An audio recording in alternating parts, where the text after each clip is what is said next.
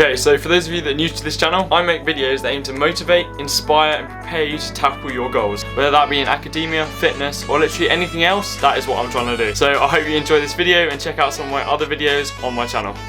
Okay, so in these videos I'm going to be showing you my exact method of making cue cards that help me to get all 9's in my GCSEs, as well as the highest possible grade that I could get in all of my mocks. Now I know this is a weird time, but it means that we do have time to do so much, and education should be one of those things. You shouldn't neglect that. And with that being said, this method of making cue cards is going to be specific to maths, chemistry, biology and physics, but it does apply to other subjects, for example economics, history, psychology, etc, etc. Right, you ready? Let's go. So first of all, what you need is a primary source of information. And now your cue cards that you're going to be making are only really as good as this information, so you want to use the best that you can. For me, in maths, I use integral notes, and then for the sciences, I use the exam board specification based textbooks. I'll link the ones that I'm using in the description below if you want to get them for yourself. Okay, so you've got the resource. Now the next step is actually deciding how you're going to group these cue cards. Are you going to divide them into subtopics, chapters, subjects, or what? How are you going to do that? For me, I go by the chapters set out by the online resource or by the textbook. It helps to give me something to work towards and allows me to set little goals of progression to help motivate me to keep going. For example, I'll work towards finishing cue cards on a specific chapter, and then the next goal is finish the next chapter, and so on. So now how do I actually write these cue cards? Well, this is simple. All I do is I work my way through the resource, questioning the information. I'll ask myself why everything is, and if it's blatantly obvious, I'll move past it. If it takes me more than about 5 seconds to realise what it is actually saying and how it can be applied, then I will write a question on the front of the cue card asking what the information actually is or actually is telling me. For example, it might be, what is Newton's third law? The answer will be on the back, accompanied by any annotations that help me to understand and how to apply it. Now, I will also write a cue card for any equations or definitions, no matter what. If there's an equation I need to know, I'll make a cue card on it. For example, it might be, what is the equation for da da da, with the answer on the back, accompanied by a worked example, if it, again, takes me more than about 5 seconds to see what's going on. This is the same with definitions.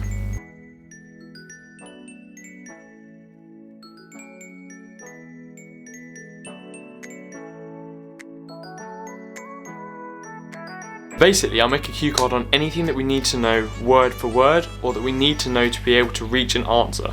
For example, you can't just figure it out for yourself in the moment, you have to know certain information to be able to reach the desired answer. But I will also make a cue card on any of the content that takes me more than a few seconds to understand. It will contain annotations of everything that I think I need to know to help me reach the new understanding that I've just achieved from reading over the textbook when I come to revisit the material. Reading this resource and writing the cue card helped me to understand the content, but I will have forgotten it in a few months. Everything on this card is used as a trigger to help me remember it the next time I revisit the cue cards without having to read through and decipher what's what from all of the information again. It just quickly jogs my memory and puts me back to that state of understanding that I was at before, and that's how I write my cue cards. Okay, so you've made the initial cue cards. Now if you've watched my video on how I revise for mocks, this is exactly the same for exams, or my video on how I revise for GCSEs, which are both in the description below, you will know that this is the entirety of my preparation phase, the biggest chunk of my revision. So let's talk about the next step. Now this next step is just doing a whole bunch of practice questions and then marking them all. Everything that you get wrong, you then review. Was it a lack of understanding, or a poorly worded answer, or just a stupid mistake? If it was the latter, just ignore it. Make sure you don't make that same mistake the next time round.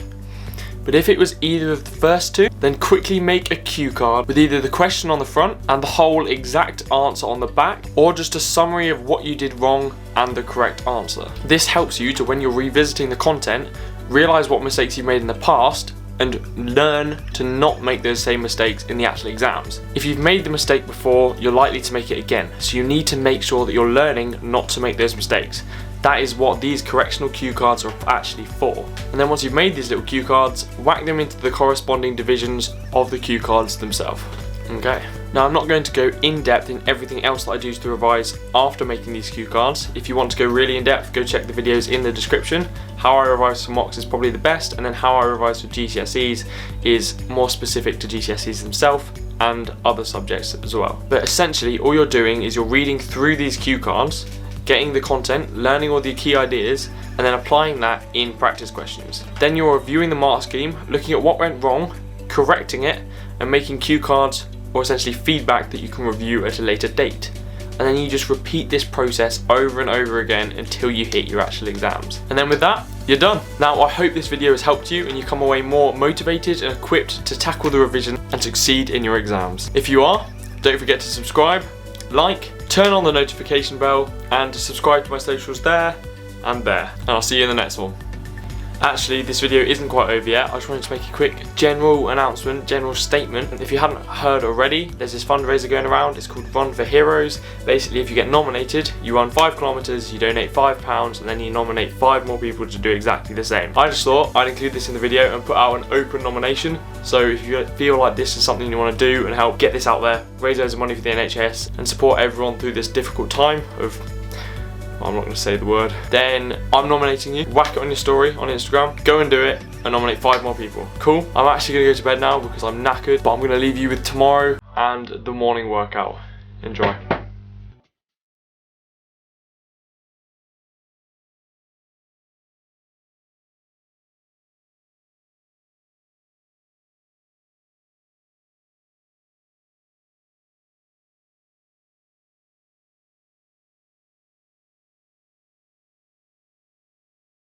Fruit salad?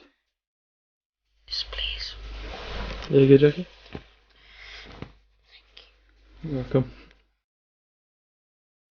Okay, so currently as my home workout stand, I've split it into 5 days. So the 5 days of the week: Monday, Tuesday, Wednesday, Thursday, Friday. Saturday and Sunday I'll have off because I'm usually working. But basically it's a push-pull legs with a focus on arms on the 4th day, and then whatever I want on the 5th. So Monday it'll be 10x's official home chest workout. Tuesday, barbarian bodies, back and bicep dumbbell workout, and then Wednesday, barbarian bodies, dumbbell leg workout. And then on the Thursday, this is the day that I'm doing now, it's a dumbbell arm workout by 10x himself. It's on the Harrier Pro app, and it consists of 3 sets of 4 different rounds of exercises. So the first round is pronated curls for 10 reps, normal dumbbell curls for 10 reps, and then hammer curls for 10 reps, and you do 3 rounds of those with up to 60 seconds between each set.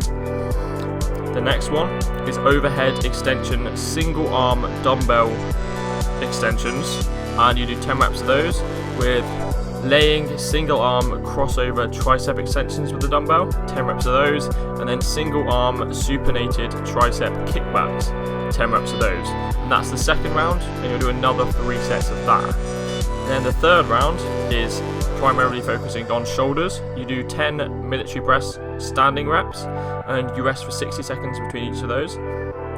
And then lateral to front raise, you do 10 reps of that, so 10 lateral raise, 10 front raise. And then the final exercise in that set is reverse flies, and you'll do 10 reps of those. And you'll rest 60 seconds in between each of those exercises, but you'll do 3 rounds of that. And then the fourth and final round is farmer's walks. So this is just 3 sets. All you do is you pick up the weights either side of you, hold them as far out as you can, and you walk. You walk for 60 seconds, rest for 60 seconds, walk for 60 seconds, rest for 60 seconds, and then you're done. I find this workout's really nice on arms because I'm trying to focus on building up my arms at the moment. So there you have my workout. If you want to know more about my home workout routine, let me know in the comments and I'll make a video entirely on that. Otherwise, I hope you enjoyed. I'm afraid that is the end of the video, but if you make sure to like, subscribe, drop a few comments below, turn on notifications, and I'll see you in the next one.